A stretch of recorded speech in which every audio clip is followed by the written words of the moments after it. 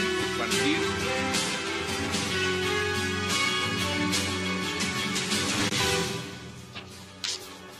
Bienvenidos a 360 grados, una visión global de la noticia, un espacio para debatir sobre todo lo que sucede en Colombia y en el mundo. Y hoy 360 empezará debatiendo sobre el polémico tema de las altas pensiones de congresistas y magistrados, cuyo fin está en manos de la Corte Constitucional.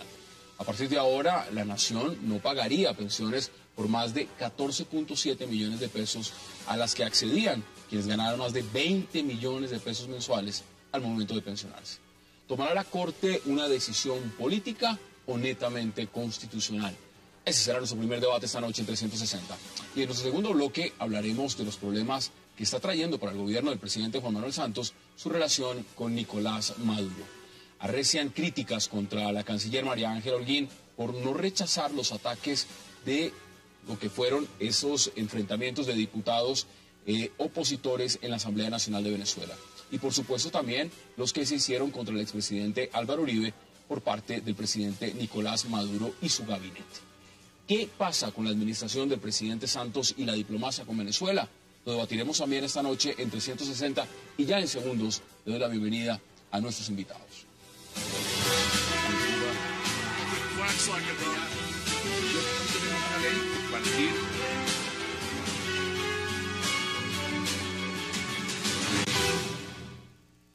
Y qué gusto tener esta noche en 360 a la senadora Alexandra Moreno Piraquive, al doctor Horacio Serpa, a Juan Carlos Lancheros y también a Óscar Iván Zuluaga. Qué placer y gracias por haber aceptado esta invitación esta noche. Encantado de estar aquí. Muchas gracias. No, gracias a ustedes. Día lluvioso y la noche no hay que decir más. Frío, ¿no? Mucho frío. Doctor Serpa, empiezo con usted. El tema de las pensiones. ¿Usted cree que se vislumbra realmente? No ha salido el fallo, pero todo indica que sí. De lo que será un cambio en este tema fundamental en Colombia, de esas, lo que consideran unas pensiones exageradas para congresistas y magistrados. A ver, quiero contarles primero que soy pensionado del Congreso. En segundo término, que en su momento reuní suficientemente todos los requisitos que exigía la ley en tiempo y en edad, y que, bueno, en todos esos aspectos estoy súper sobrado. Tengo 40 años de servicio público y 70 años de edad. Y tercero, acepto el fallo de la Honorable Corte Constitucional. No puedo decir cosa diferente. Primero, fui de los que ayudó a la creación de la Corte Constitucional como cosa esencial. Desde su creación en los últimos 20 años, no he hecho sino defender su existencia y la sabiduría de sus fallos, y por consiguiente me parece muy importante que se pronuncie porque hay una gran expectativa nacional. Entiendo que ya se pronunció, que ya hizo unas modificaciones correspondientes, y entonces manifiesto que acato, como me corresponde, esa determinación. Claro que sí. Senadora, bienvenida. Gracias. ¿Usted cómo lo ve? Es un tema muy polémico. Yo creo que la Corte va a hacer una ponderación. Ellos tienen mecanismos para establecer cuál derecho pesa más. Y aquí va a ser una ponderación donde definitivamente lo más importante es el conglomerado, el acceso a la pensión. Y pues yo creo que sí van a recortarle la pensión al doctor Serpa y a todos los que ya tienen pensión. Eso va a hacer la Corte, yo creo que sí, para que todos tengan acceso a pensionarse, porque en Colombia pocos se pensionan, y de los pocos las mujeres por ahí para nada. Entonces creo que la Corte va a cambiar eso. Mire cifras, cerca de 11.700 millones, estamos hablando 11.638, le cuesta al Estado las pensiones de 581 congresistas que ganan una mesada por encima de los 25 salarios mínimos. ¿Cómo vemos ese punto? Bueno, mire, Hassan, yo creo que este es un fallo que tiene una enorme trascendencia en términos de equidad. Yo estuve en el Congreso cuando se tramitó la reforma pensional y el espíritu claro en ese acto legislativo era imponer un tope en las pensiones a partir del año 2010. Diferentes caminos llevaron a que ese tope se pudiera, digamos, burlar. Hubo muchos fallos dentro del conocido carrusel pensional, dentro de la misma rama judicial, que estaba generando dificultades en la interpretación de esa norma. Por eso la sentencia de la Corte, que no la sabemos en su alcance final, los términos, pues sienta un precedente, yo diría que histórico. Y porque va a significar que muchos quienes hoy tienen una pensión mayor, a partir del fallo, si es ese, se reduzca su monto de pensión a recibir en el cheque del mes siguiente, por ponerlo en un término sencillo. Yo entiendo que uno de los puntos en discusión grande al interior de la Corte era si el fallo tenía que ser retroactivo. La retroactividad, por supuesto. Uno de los temas más importantes por todo lo que significa y hasta por ahorro. Yo entendería que el fallo seguramente va a ser hacia adelante. Me parece que el precedente de la retroactividad es bien complejo. Pero tal vez donde más va a impactar es en cerrar esa puerta de que muchas veces por una artimaña de 2 o 3 meses o de 6 meses o un encargo en algún cargo de estas características, una persona podría que además, pensionarse con ese nivel de salario sin que haya correspondido, por ejemplo, a los términos de cotización de los últimos años. Entonces, eso sí va a ordenar de una manera drástica, va a establecer unas reglas de juego muy precisas. Inicialmente va a afectar a cerca de 1.000 personas, entre congresistas, regímenes especiales y personas de la rama judicial que se verían afectadas hoy en el nivel de la pensión que reciben. Y es un fallo que también tiene impactos desde el punto de vista fiscal. Porque hace predecible lo que significa el costo de las pensiones, hace predecible lo que significa muchos regímenes que estaban tratando de salirse de ese tope que se estableció en la Constitución y que vía interpretación de los jueces. Quiero que podamos verlo también en el contexto político, porque no solamente es el tema fiscal. Juan Carlos, usted que es experto en el tema constitucional, aquí la Corte se está jugando muchas cosas. ¿Cómo ve usted en el punto fundamental, y ya lo puso Oscar Iván Zuluaga sobre la mesa, lo que significa el tema de la retroactividad? ¿Usted cree que ahí se va a jugar algo bien importante en este fallo? Hassan, yo creo que lo primero que hay que tener en cuenta es que estamos hablando de una reforma constitucional del año 2005. Y en esa reforma constitucional el Congreso de la República decidió que no puedan haber pensiones superiores a 25 salarios mínimos. Recogiendo, de hecho, una de las preguntas del primer referendo del presidente Uribe. Es decir, esto tiene también un gran respaldo popular, a pesar de se perdió por muy pocos votos esa pregunta. Y dio lugar este acto legislativo, por la propia manera en que se redactó, a distintas discusiones y a distintas interpretaciones. Y los jueces, algunos de ellos, favorecieron interpretaciones que permitieron que distintas personas siguieran por el tema de los famosos derechos adquiridos. Entonces, aquí la Corte tiene que determinar varias cosas. Lo primero, si a partir de la fecha, a partir de hoy, pueden existir personas que ganen más de 25 salarios mínimos por cuenta de una pensión. ¿Qué cree usted ahí? No. Ahora, el senador, el doctor Zuluaga planteaba desde cuándo comienza esta retroactividad. Entonces, el punto aquí hay que determinar es si esta retroactividad aplica a partir de me refiero, las pensiones causadas desde el año 2005 hasta el día de hoy. Esas pensiones, ¿qué va a pasar con ellas? A mi juicio, la lectura del acto legislativo no ofrece ninguna duda. Entonces, esas pensiones también se recortarían. El problema radica y yo no creo que la Corte llegue hasta allá, si esas personas se entiende que recibieron ilegítimamente esas pensiones, las deben devolver. Yo creo que eso no va a suceder. No va a suceder ese escenario. No, pero sí va a haber un recorte sustancial de las pensiones otorgadas a partir de 2005. De ahí para atrás la cosa es muchísimo más complicada y yo creo que ahí sí va a haber un gran debate al interior de la Corte. ¿Qué dicen ustedes al respecto? Pienso que la definición de la Corte es para todas las pensiones. Sí. No solamente a partir del 2005, sino para todas. El que tenga más de 25. Más de 25. Ya dije que acepto No, claro. Pero por supuesto, pero uno tiene que ser consciente de las cosas. Esa no es mi preocupación. Mi preocupación es que se vaya a entender que la pensión no es un derecho, que la pensión es un regalo. No, la pensión es un derecho, la pensión es una prestación en Colombia y en el mundo entero, para lo cual el trabajador va ahorrando, Claro. ¿verdad?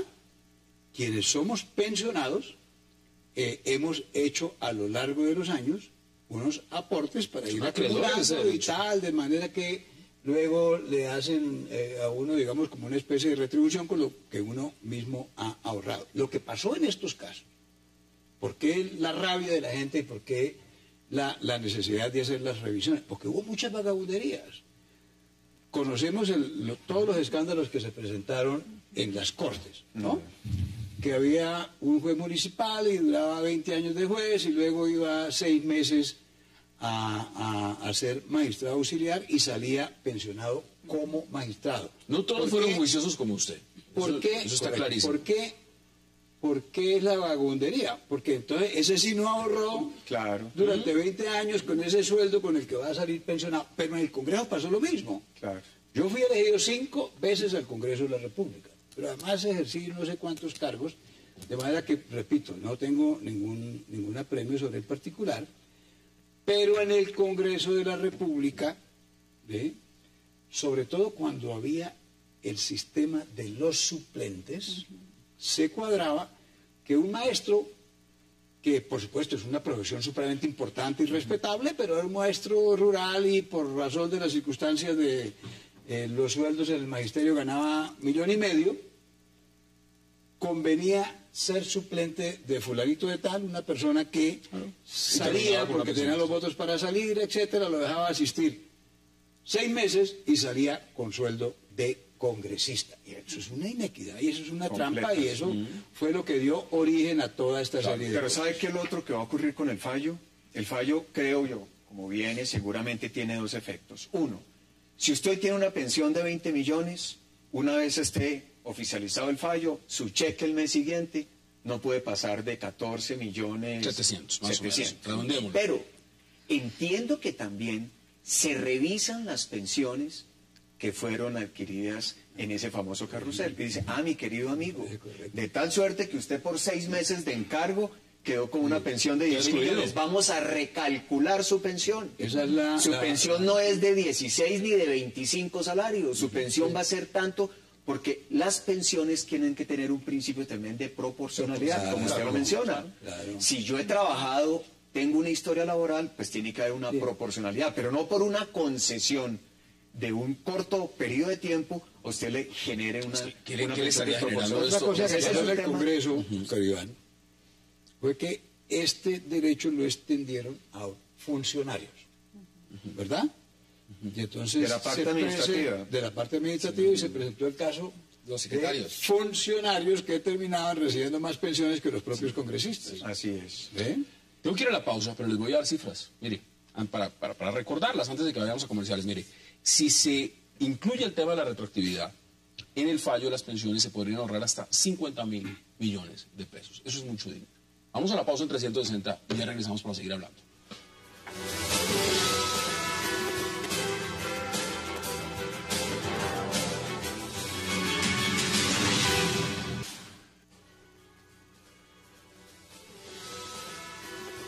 Decisión de la Corte Constitucional que elimina pensiones gigantes contribuye a nuestro objetivo, hacer de Colombia un país más justo.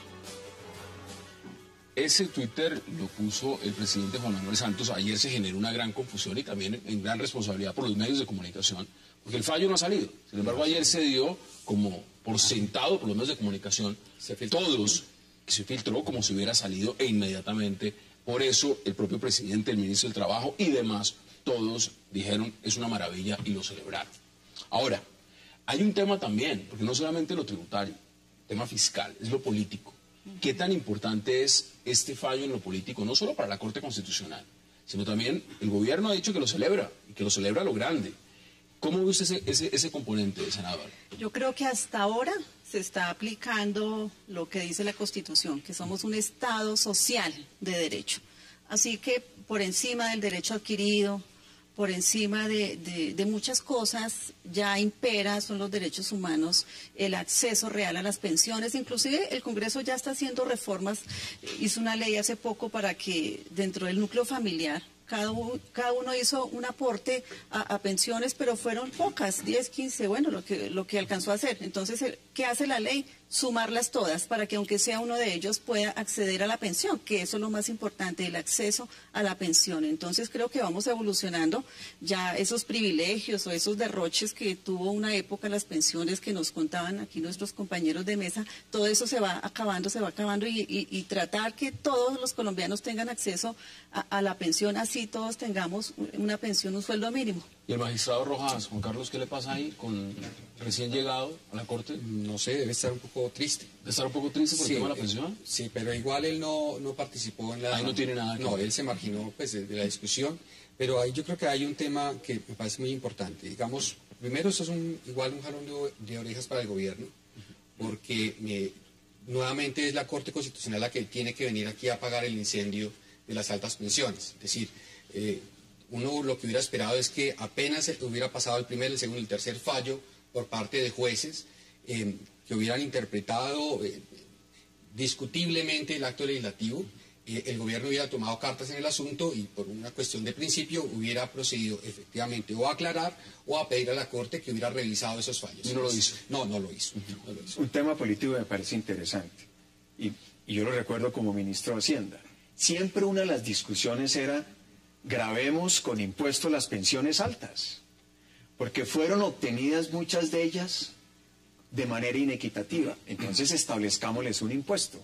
Eso nunca pudo pasar en el Congreso de la República, pues porque obviamente había afectaciones directas. Este debate, digamos que es como una respuesta en ese sentido.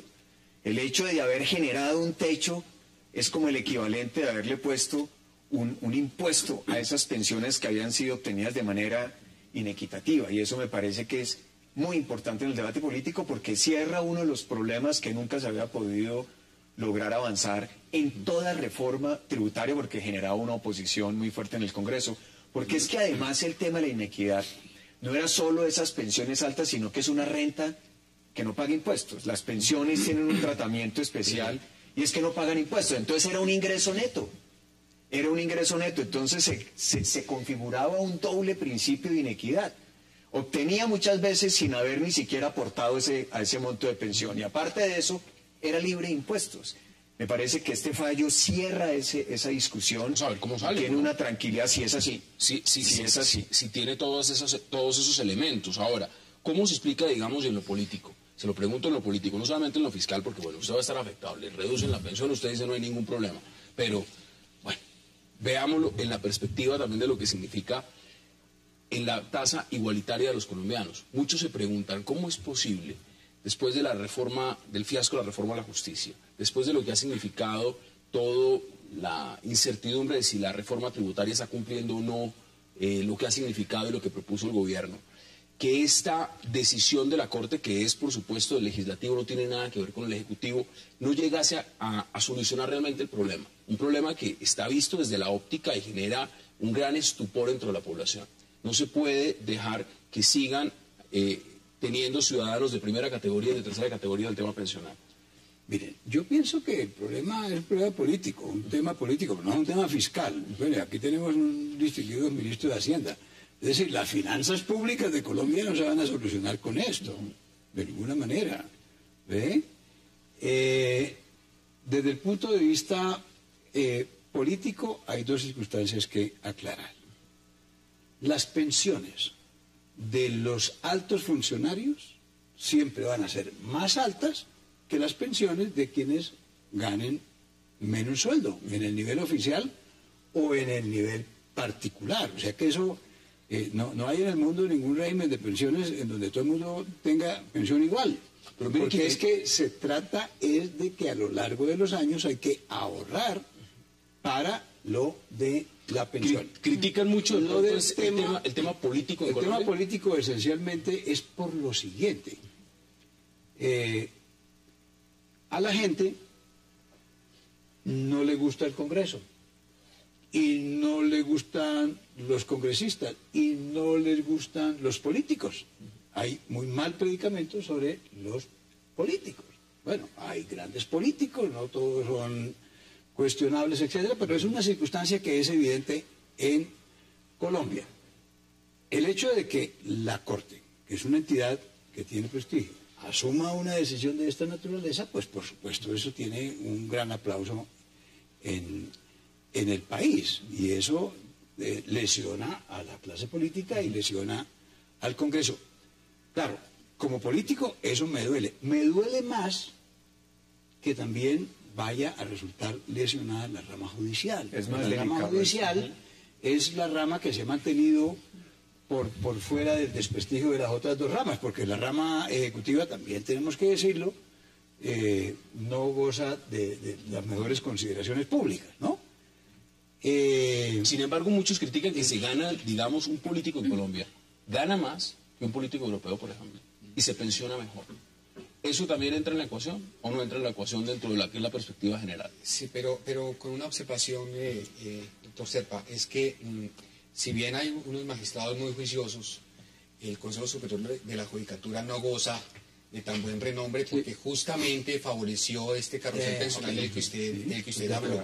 Yo creo que los estados, en general los gobiernos, también viven de señales, y eso es una muy buena señal en materia, digamos, ética, ¿no? Que es un punto del que no hemos conversado, pero efectivamente no tiene presentación ninguna frente al país que mientras una persona trabaja 20 años, cotiza en el número de semanas, a duras penas le alcanza con un salario mínimo, otras personas que trabajan durante un año en el Congreso de la República o en las altas cortes terminen ganándose 15, 20 o más millones de pesos. Son millones de colombianos.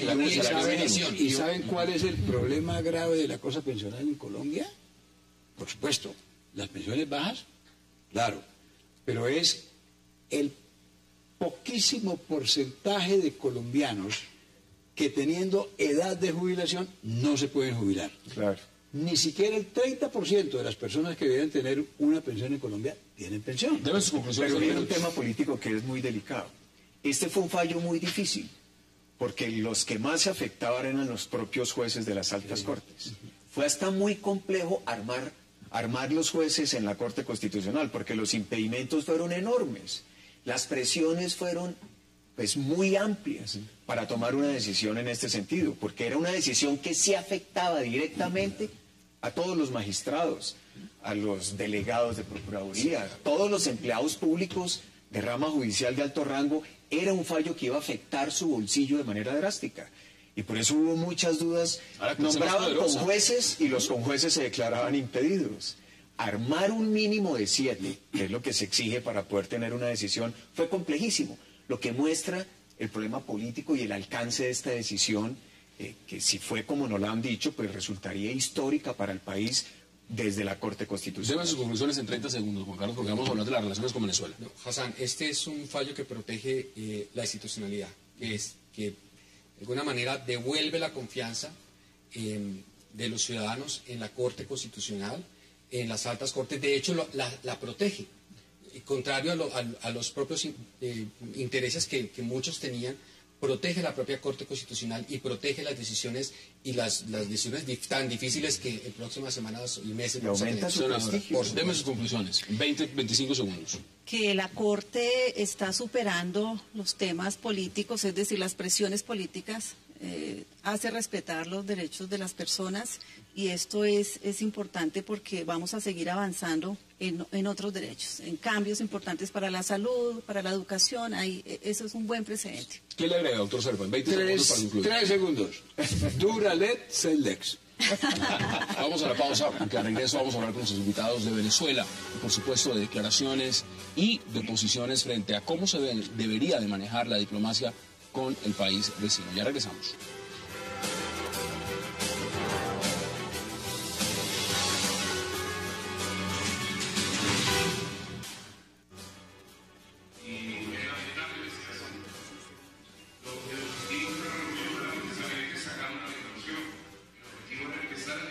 Regresamos a 360 grados.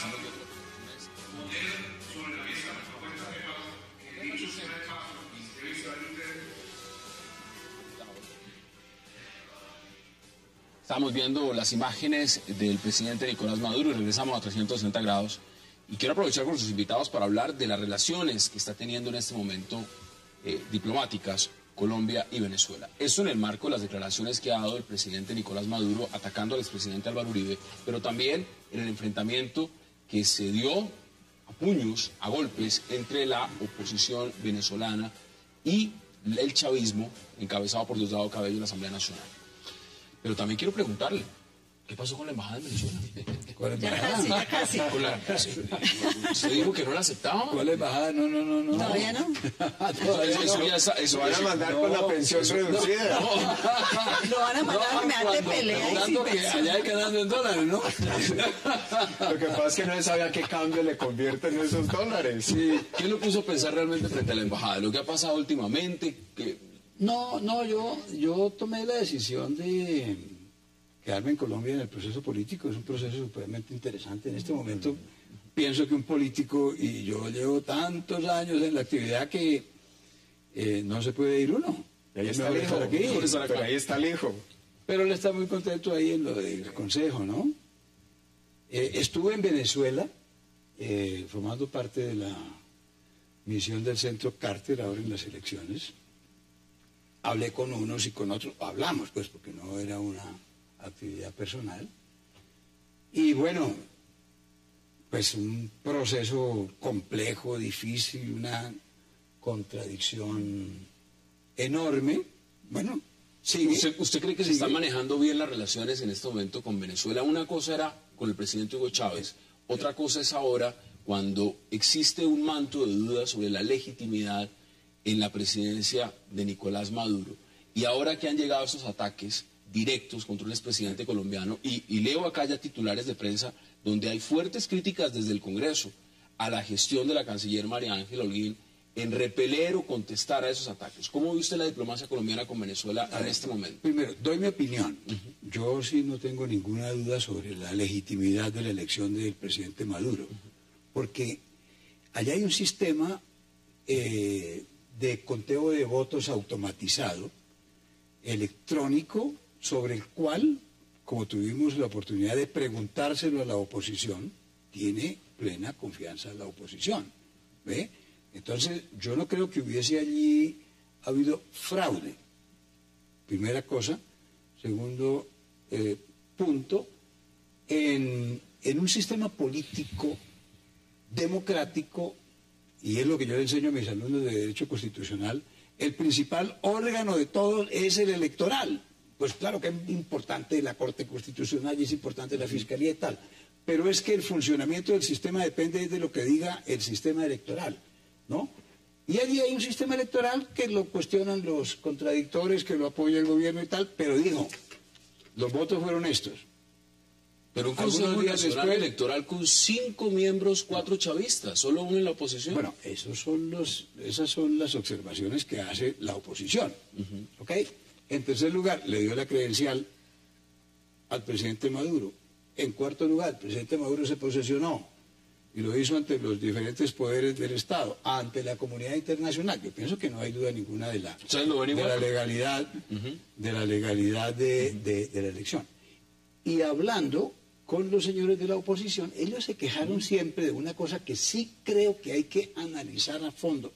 Claro, respetando la autonomía de Venezuela, porque uno no se puede meter allá. Y es lo que ellos llaman el ventajismo, ¿no? El Ahora, ventajismo que son, sí, las ventajas que tiene. Ese el bache se gobierno y redujo tal. mucho. Ahora, miren, estábamos viendo hace Pero unos termino segundos. diciéndole después de esto lo siguiente. No, a mí me parece un escándalo lo que pasó en la Asamblea. A mí me parece totalmente inapropiado que el presidente de la Asamblea diga, bueno, si ustedes no reconocen la legitimidad del gobierno, no les pagamos los salarios. No es que no les da la palabra. No me se entiendo, calla, ¿no? o sea, A ver, yo pero a no ver, entiendo, vamos por creo, partes, vamos por entre partes. otras cosas, ¿Usted porque está de acuerdo? para ser gobierno legítimo no se necesita que el perdedor reconozca la derrota. ¿Ve? Yo creo Eso que sería terrible. Y Entonces, tercero, no me gustó para nada el tratamiento que le dio el presidente Maduro al doctor Uribe, como no me gustó, y eso lo sabe muy bien el doctor Uribe, el tratamiento que en un momento dado el presidente Chávez le dio también al doctor Uribe, que le dijo que narco, no sé qué y tal. No, eso no me parece a mí apropiado ni conveniente, es más injusto y atrevido. Bueno, ¿qué dice usted? Yo digo lo siguiente, total diferencia con lo que dice el doctor Serpa. ¿Dónde surge la duda? La noche de la elección, Nicolás Maduro aceptó, por la denuncia de uno de los miembros del Consejo Electoral, el 100% del reconteo, para darle tranquilidad a Venezuela y a la comunidad internacional. Al día siguiente, a las 10 de la mañana, sin el reconteo, le expidieron, prácticamente lo ungieron y dijo, yo ya soy el nuevo presidente. Desde ahí empezó un problema muy complejo y se evidenció que claramente en Venezuela todo apuntaba a que se había cometido un fraude muy, muy delicado. Yo por eso le dije al presidente Santos, presidente, Colombia no debió asistir hasta que no se dé un reconteo del 100% como lo ofreció Maduro. Lo que está en juego es la legitimidad de esa elección, que hasta la fecha eso no se ha superado. Y me parece que Venezuela, con Maduro, ha adoptado el camino casi que de una dictadura, de un régimen totalitario, callar a la oposición, Pues ya vemos decir los que no golpes le en manda Venezuela. recursos a las regiones donde no se reconozca su triunfo, amenazar como lo ha hecho a las fuerzas opositoras.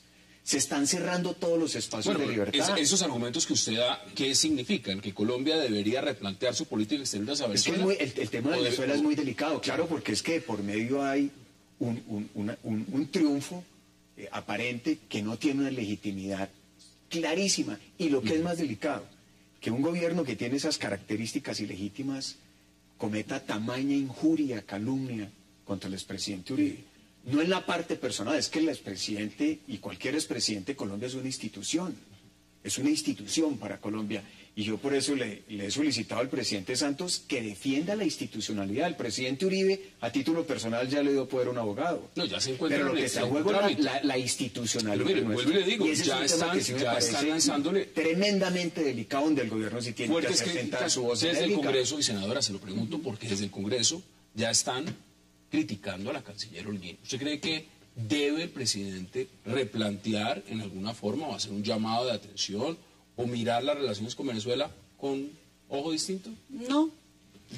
Yo creo que sea o no sea legítimo el gobierno del presidente Maduro, Colombia también ha sido cuestionada por la legitimidad. Cuando la reelección del presidente Uribe, nos han dicho de todo, que un gobierno paramilitar, un gobierno no sé qué, aquí, allá, que cuántos, la yidis política en la cárcel, o sea, también estuvimos cuestionados, pero finalmente nosotros ni aceptamos que nadie nos venga a meter las narices al país y nosotros tampoco tenemos por qué meternos allá. Me parece grave lo que allá pasa, pues aquí tenemos nuestros propios problemas, entonces yo creo que los asuntos internos de Venezuela son de ellos miran cómo lo resuelven y para eso se crearon organismos superiores, porque entonces así nos tocaría decirle a Perú, a México, meta, se vaya a pelear usted también con... No, eso sería un caos total. Entonces, cada país debe respetarse y me parece importante y yo creo que aquí sí se trasladó el problema, no es un problema de estados, las acusaciones del presidente Maduro no son acusaciones de estado, son personales. ¿Por qué? Y son tan personales que desde el mismo Y gobierno por ser de personales, Chávez... ¿se deben dejar pasar? Tenemos antecedentes. Un momento, si usted tiene enfrente un toro y por 12 años le muestra el trapito rojo y torelo, pues se le contesta, ¿no? Si yo como una figura pública me pongo a decirle a la otra, es que usted es un canalla, y el otro cállese, pues llega un momento en que se revienta pues la copa. Entonces yo creo que ahí el respeto tiene que ser mutuo. Entonces es una respuesta de las provocaciones de hace mucho tiempo. Esos son antecedentes ya desde el mismo gobierno ¿Qué de dice Chávez. usted, Juan Carlos? Hassan, es que, pues, respetando obviamente la opinión de las personas que están en la mesa, es un secreto a voces que hubo dificultades en la elección, porque es que depende de donde uno tome además la foto. Yo creo que el presidente Maduro no fue después de la muerte de Chávez, no ejerció legítimamente la presidencia a la luz de la Constitución venezolana. Se valió de su condición, está por encima del Estado de Derecho y desde ese punto de vista le queda muy fácil manipular a los órganos electorales sin ninguna duda. Yo creo que el tema de Maduro para el presidente Santos, pues cada vez va a ser un dolor de cabeza. Peor, es el abrazo del oso. Porque el presidente Pastrana le manda también una carta con unas recomendaciones y ahora estoy leyendo acá. Muy político eso, muy político. Todo el mundo No, se sí, le no. va a seguir metiendo hasta que el presidente Santos no tenga una posición mucho más firme. Yo creo y coincido con la senadora en que pues definitivamente en este tipo de problemas hay que acudir a los canales diplomáticos y utilizarlos de forma clara. Porque lo que no puede permitir el Estado colombiano es que Maduro, sobre el texto de mantenerse en el poder, exacerbe el nacionalismo, agarrándose un día con Uribe, al día siguiente con Santos o con el... Pues mire lo que escriben senadores, como el senador Juan Lozano, que dice: presidente Santos, ¿hasta cuándo su gobierno seguirá guardando silencio frente a lo que sucede en Venezuela? Usted dice que es muy político. Pues ese mensaje también es muy político, yo lo entiendo, porque esos son la oposición del presidente Santos. Eso hay que dejarlo claro. Mire, volviendo al proceso, el Centro Carter estuvo 5 horas hablando con la empresa que maneja el tema de la votación electrónica. Quedamos satisfechos de la forma como se cumple. Y eso tiene Inclusive con el retraso. El retraso, no, Cuando se publicó la información, en el momento mismo, cuando se estipula más o menos que se va a empezar a rendir informes a las 9. Son las 11 y no se han hecho. claro, porque dijeron, Capriles dice, porque empezaron a hablar unos con los otros, tengo y a consultar 3.000 y no sé qué cosas. No, mire, más o menos irregularidades. ¿para qué les cuento cómo es la cosa? reconteo, Aquí está el aparato, es electrónico y no sé qué, y la gente entra ya al sitio secreto y tal, y espicha, y consigna el voto. Yo voy a votar por Capriles y sale la foto de Capriles y espicho y se registra automáticamente el voto. Y sale un papelito. Y ese papelito lo coge el elector y mira y dice Capriles, y afuera hay una urna como la que nosotros utilizamos y mete el papelito, ¿no? ¿En qué consiste el reconteo? El reconteo consiste en luego contar aquí en la caja las papeletas, a ver si tantos votos por Capriles, tantos votos por Maduro, etcétera, corresponde a lo que dice la máquina. Tengo que ir a la pausa. Y de acuerdo con reglas que tienen allá, eso se hace el día de las elecciones con el 54% de las máquinas. Sí, pero el reconteo que faltaba era por el 100%. No, ok. Y no lo cumplió. Ya retomamos. pero lo van Vamos a a la hacer. pausa y ya regresamos.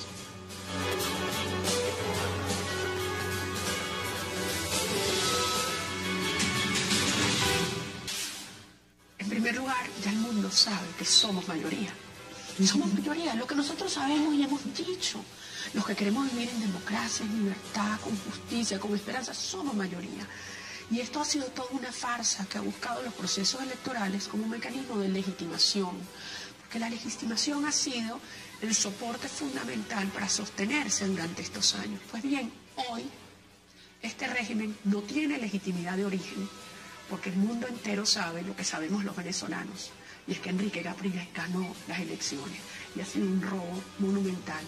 Y 2, han perdido la legitimidad en el desempeño, con la brutalidad en la persecución de empleados públicos, de represión a la protesta, la forma como han criminalizado a la protesta ha logrado un nivel superior. Y por supuesto con el golpe al Parlamento. Regresamos a 360 y esos son los extractos de la entrevista que concedió María Corina Machado después de la agresión que tuvo en la Asamblea Nacional de Venezuela. Cuando uno ve esas imágenes y esa ya es la oposición, el trato que le están dando a la oposición en Venezuela, pues esto es un país democrático.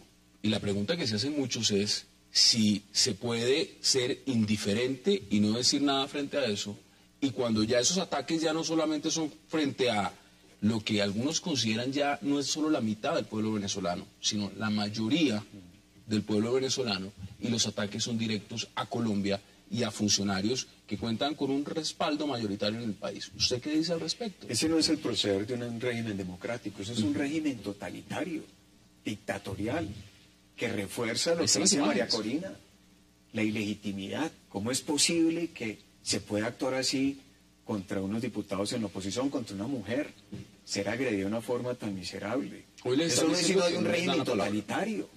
No hay democracia en Venezuela, esa es la gran realidad de todo esto.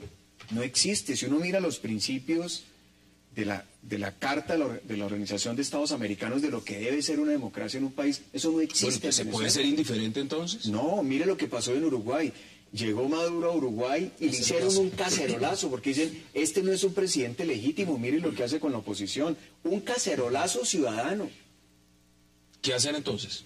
Hombre, yo estoy de acuerdo con esas observaciones, repito, lo de la Asamblea me pareció terrible. Nosotros vivimos esa época, en el año 1949, en la Cámara de Representantes, en el Salón Boyacá, se agarraron a tiros, mataron a un representante Jiménez de Boyacá y 3 meses después por un disparo que recibió murió nada menos que Jorge Soto del Corral. Eso se superó afortunadamente. Estuve casi 17 años en el Congreso. Nunca hubo discusiones álgidas y discursos encendidos y terribles enfrentamientos verbales, políticos. Nunca ir a las manos. Eso me parece incorrecto. Bueno, pues lamento mucho lo que le pasó a la diputada, terrible. Usted vive complacencia en este momento y está un poco amarrada también, y hay que decirlo, complacencia de parte de la diplomacia colombiana frente a lo que está pasando en Venezuela. No, lo que pasa es que Colombia tiene unos intereses que defender ahí en las relaciones con Venezuela.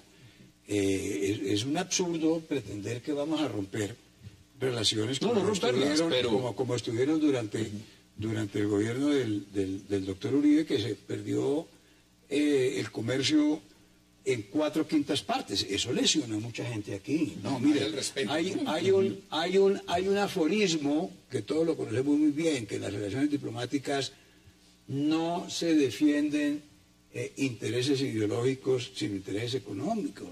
¿Ve?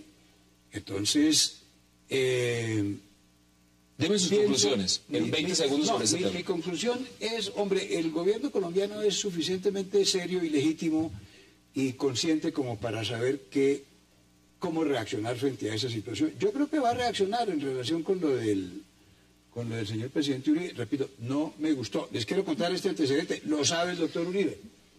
Yo estaba invitado a almorzar por el presidente Chávez en el Palacio Presidencial, siendo yo gobernador.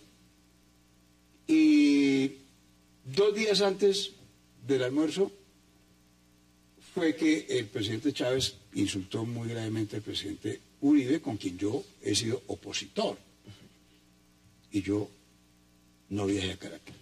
¿Usted entiende lo que es las instituciones, doctor Serpa? ¿Esa es la diferencia? Deme sus conclusiones en 20 segundos, senador. Bueno, cuando usted pregunta que si nos tenemos que quedar callados, ¿quién? El Congreso colombiano, por ejemplo, ha invitado a la oposición, se ha invitado a la contraparte para que trasladen el RIN de Venezuela y lo pasen al Congreso colombiano. Bueno, si eso es lo que se quiere hacer, un RIN y un show y un circo.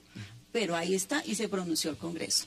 Lo otro, pienso que el gobierno colombiano, el presidente Santos, está donde debe estar. Reiteradas veces y de manera muy irrespetuosa mutuamente, el presidente Uribe con el presidente Chávez y ahora Maduro se han faltado al respeto todo el tiempo. Entonces creo que el presidente Santos se pone en la mitad y dice no más de esto.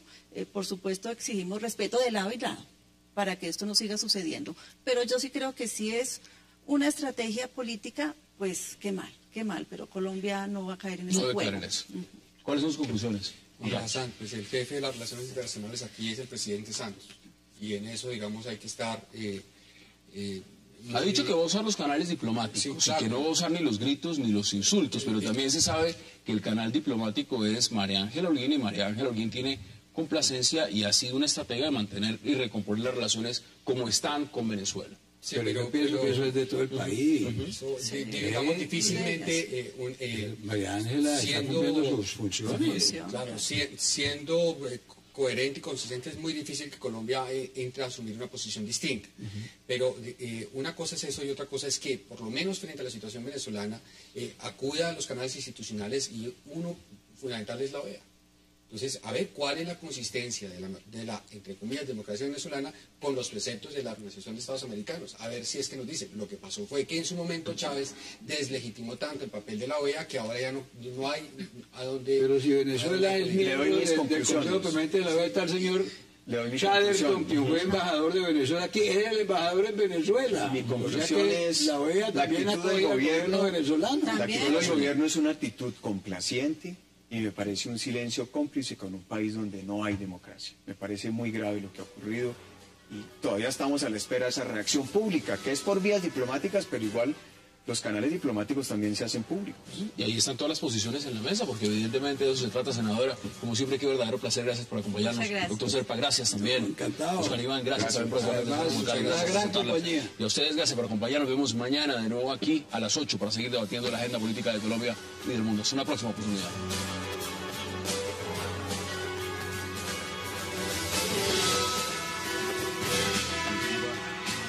Wax like a dog. Yo tenemos una ley, cualquier